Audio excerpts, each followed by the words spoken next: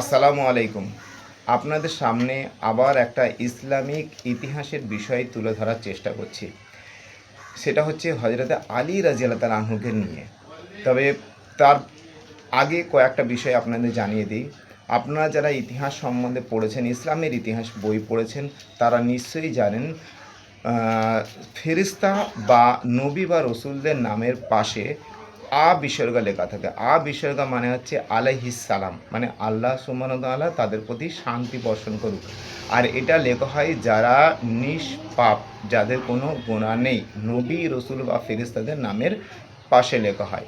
এইরকম লেখা হয় সাহাবাদের নামের পাশে রয়াকার বিসর্গা, মানে যত নবী এসেছেন তাদের যারা সাহাবী ছিলেন, সহচর বা সঙ্গী ছিলেন, তাদেরকে সাহাবী বলা হয়। সেই সাহাবাদের নামের পাশে লেখা হয় রয়াকার বিসর্গা, মানে রাজি আল্লাহ তাআলা আনহু, আল্লাহ তাদের প্রতি সন্তুষ্ট বা রাজি।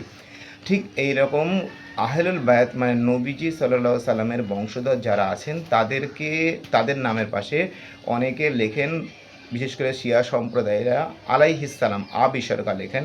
আর সুন্নি সম্প্রদায়ের যারা জ্ঞানী মানুষ আছেন তারা লিখেন বা বলেন রয়াগার বিসর্গা, মানে রাদিয়াল্লাহু তাআলা আনহু, তাদের প্রতি আল্লাহ রাজি বা সন্তুষ্ট। ঠিক এইরকম যারা ইসলামের ইতিহাসে মনে হয় যে যারা বুজুর্গানে দিন, হ্যাঁ, পীর, বুজুর্গ, অলি, আউলিয়া, মাওলানা, হ্যাঁ, বা সাধারণ যে কোনো মুমিন ব্যক্তি, তাদের নামের পাশে বিসর্গ লেখা হয়। বিসর্গ মানে রহমতুল্লাহ আলাইহে বা রাহিমাহুল্লাহ, তাদের প্রতি আল্লাহ রহম করুন, এই রকম লেখা হয়।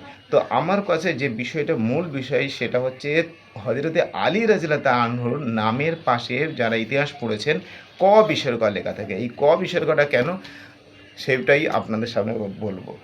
সেটা হচ্ছে হযরত শিয়া সম্প্রদায়েরা হযরত আলী রাদিয়াল্লাহু আনহুর নামের পাশে বিসর্গ আলাইহিস সালাম লেখেন, আর সুন্নি সম্প্রদায়েরা লেখেন রয়াকার বিসর্গ রাদিয়াল্লাহু তাআলা আনহু। আর অনেকে আহলে সুন্নাত ওয়াল জামাতে যারা লোক আছে, তার জ্ঞানী মানুষ, তারা হযরত আলী রাদিয়াল্লাহু আনহুর নামের পাশে বিসর্গ লেখেন। এটার মানে মূল বিষয় হচ্ছে কাররামাল্লাহু ওয়াজহাহু, মানে ফুল ফর্ম। তো এটা কেন, সেইটা নিয়ে আপনাদের সামনে আলোচনা।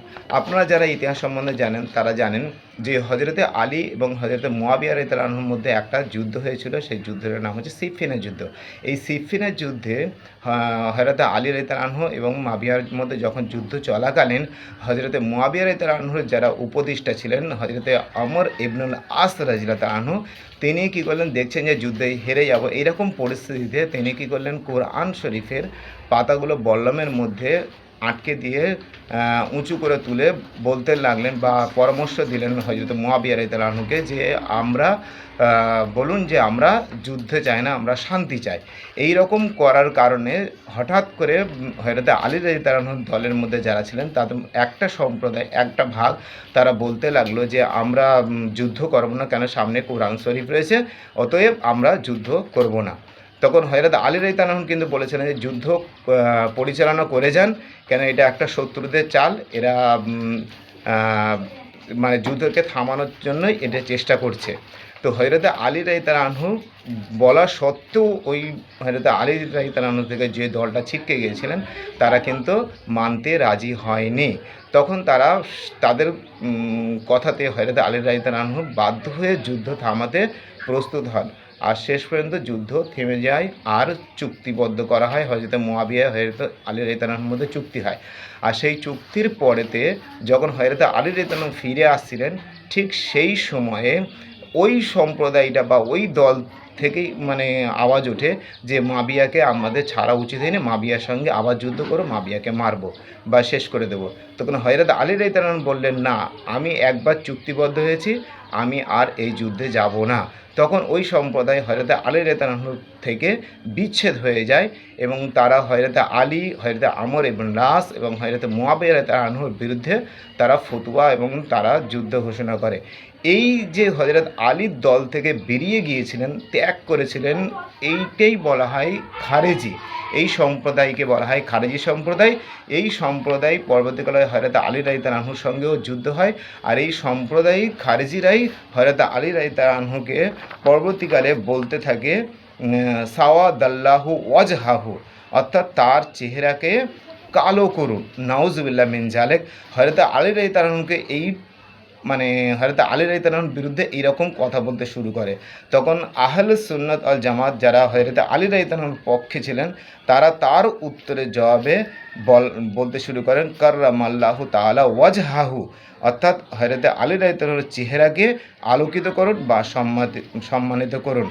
অর্থাৎ এই কাররামাল্লাহু তাআলা ওয়াজহাহু, তার চেহারাকে বা আপনার চেহারাকে আলোকিত করুক বা সম্মানিত করুন, এই বলাটাই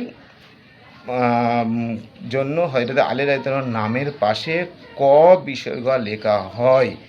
এটাই আমার ভিডিওর মূল বিষয় ছিল, যে একমাত্র হযরত আলী রাদিয়াল্লাহু নামের পাশে ক বিসর্গ লেখা হয়, বা কেউ আ বিসর্গ লেখেন, আলাইহিস সালাম লেখেন, কেউ রাদিয়াল্লাহু তাআলা আনহু বলেন, কেউ কাররামাল্লাহু ওয়াজহাহু লেখেন।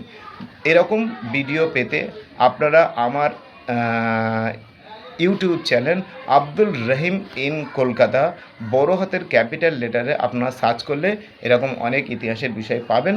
তবে এই ভিডিওটা যদি আপনাদের পছন্দ যায়, সাবস্ক্রাইব করুন, লাইক করুন, শেয়ার করুন, কমেন্ট করুন। আসসালামু আলাইকুম।